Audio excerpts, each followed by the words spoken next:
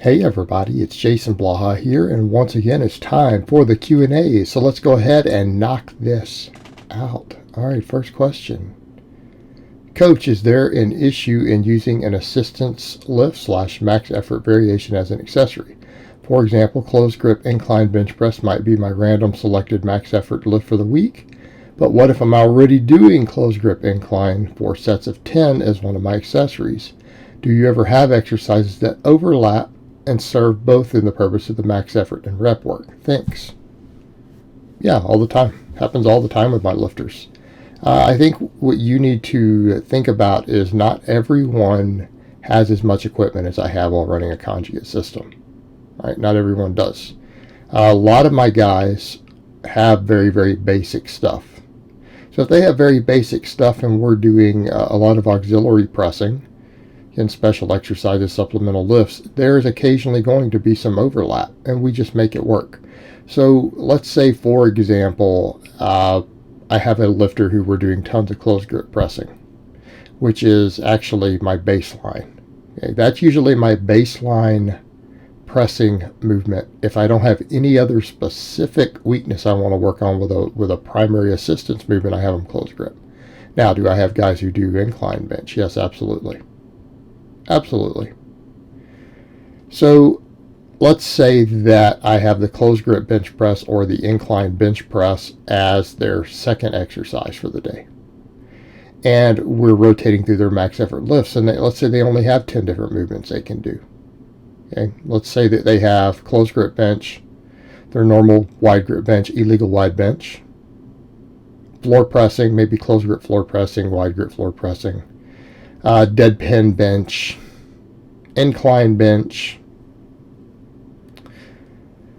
overhead press. Let's say that this is their max effort rotation because they don't have bands, they don't have chains, they don't have a lot of other stuff. So this is what we're working with.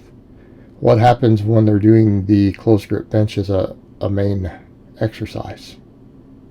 Well, as a secondary exercise, a 3x10. Well, we just max out on the closed grip bench and then we go to the closed grip. Right? Why wouldn't we? Is it really any different? I mean, people get this caught up in their mind that it matters what you did.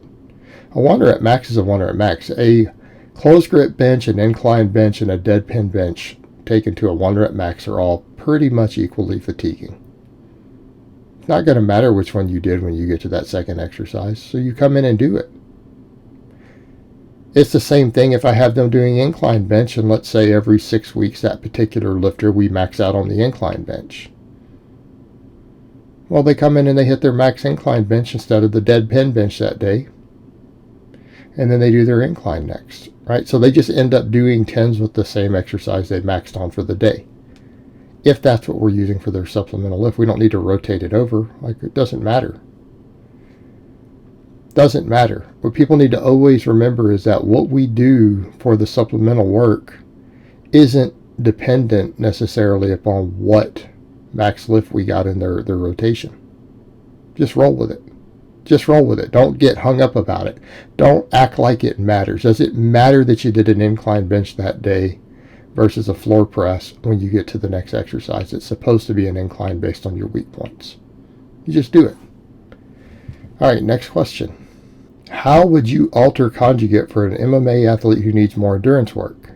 Of course, I already put my answer down there. Take them down to 3 days instead of 4 and add more GBP and SSP, which is sport-specific practice. Okay, pretty straightforward.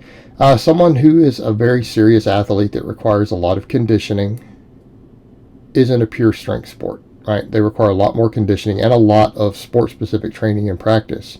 You may not be able to do all 4 days. All right, we could take it to 3. Now, people would say, well, do you lump stuff together? No. No, you just spread it out further.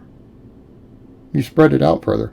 Why do we take a proven, effective, amazing system and say, well, we're just going to try to condense it this way or that way? No. Take the system and just spread it out.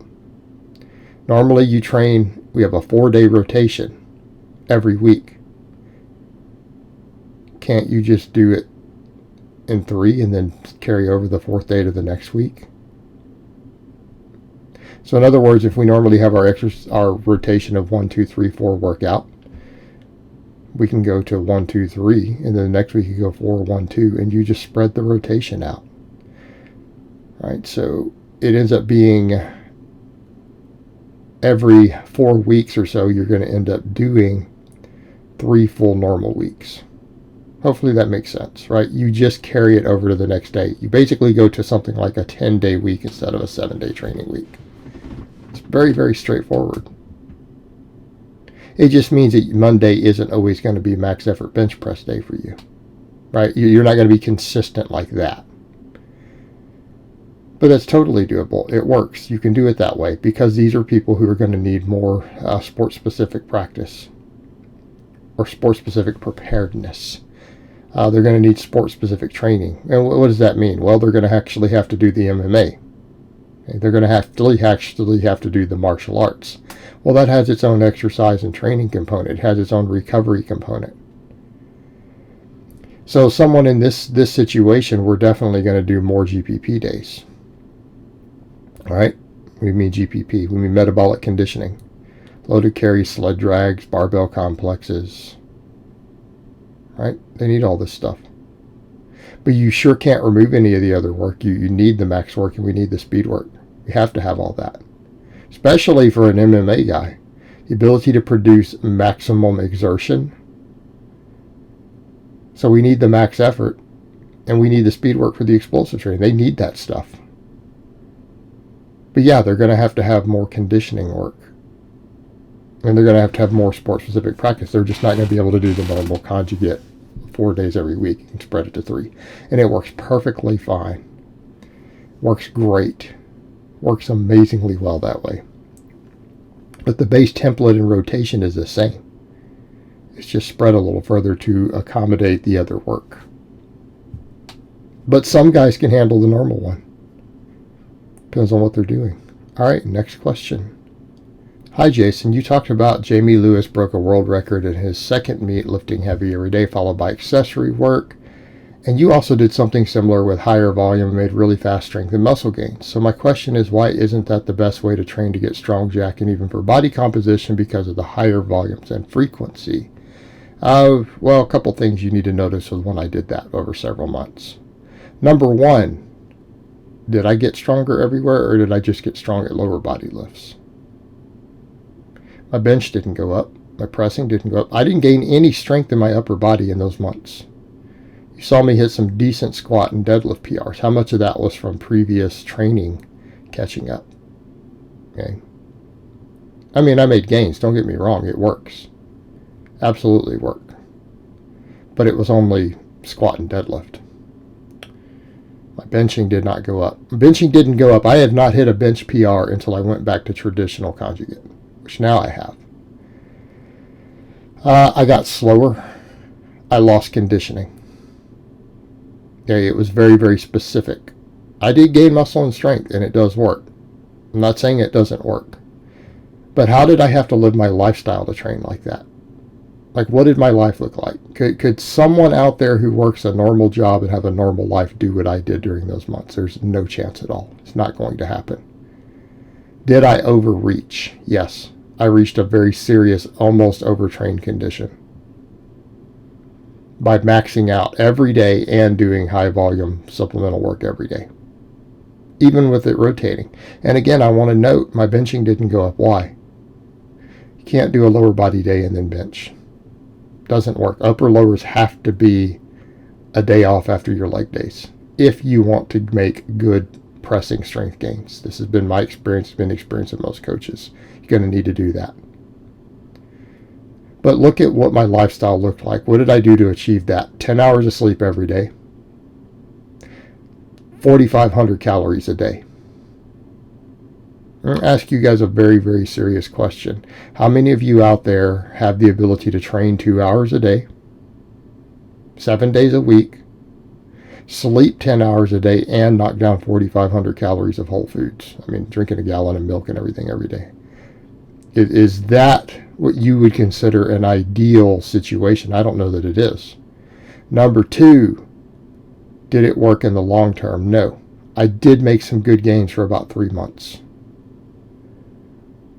But even with deloads worked in, I overreached. I overreached and started missing deadlifts 50 pounds lighter than what I hit.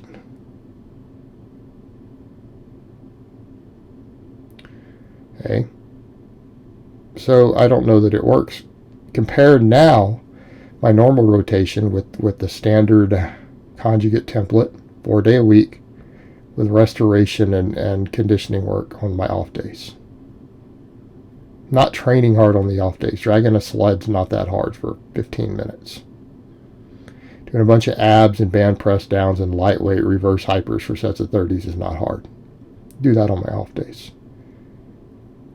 I feel like I'm more well-rounded now.